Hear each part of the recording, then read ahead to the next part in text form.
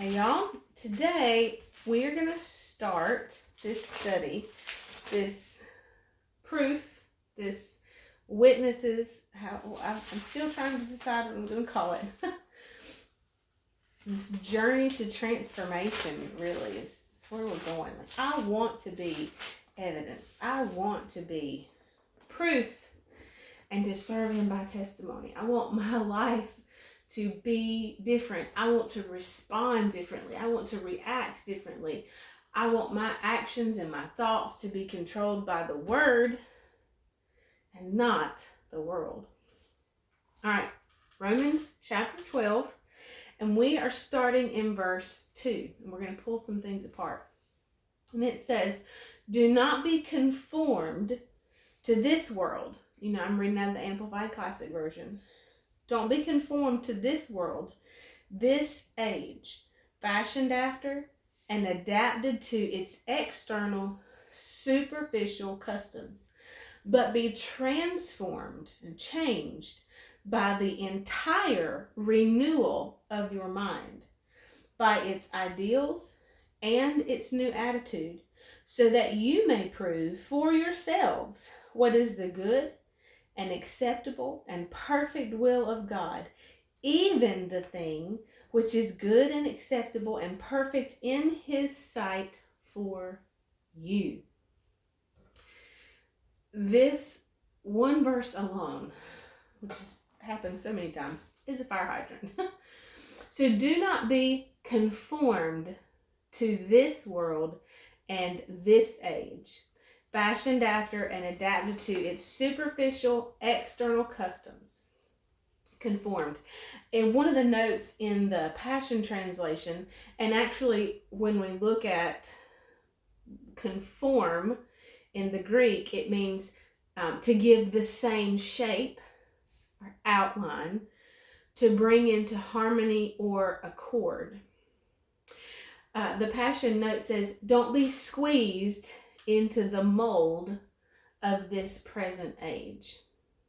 Be squeezed into the mold to give the same shape. Now, we are going to read from the I Am book, 31 Days of Looking at Ourselves Through the Lens of the Father, because in this, we talk about one of the days is I am made in His image, and that really gives us the foundation and the understanding of what this image is, how we were made, and what shape we should have. So, I am made in His image.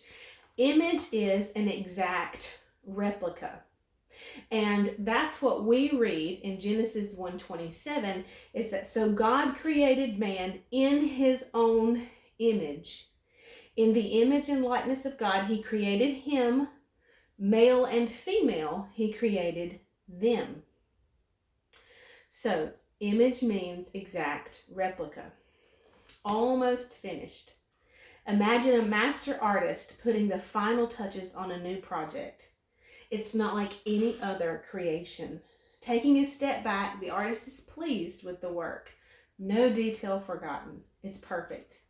It's an exact replica of himself. If placed beside one another, you would have a difficult time telling them apart, except the statue is a statue. There is no life in it, no soul, no spirit, no essence. There was one last thing to be done. God breathed the breath of life into His creation, and man became a living being. The Old Testament of the Bible was originally written in Hebrew, and a more direct translation of what happened when God breathed into the nostrils of His creation is that He imparted His essence into mankind. The work was completed.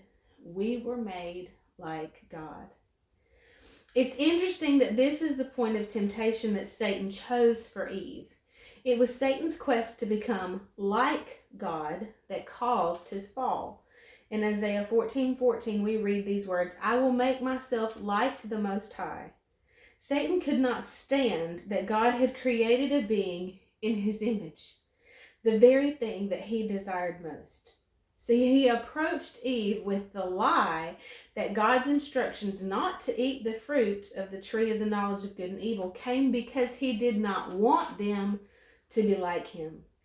She listened to the voice of her enemy and doubted her identity.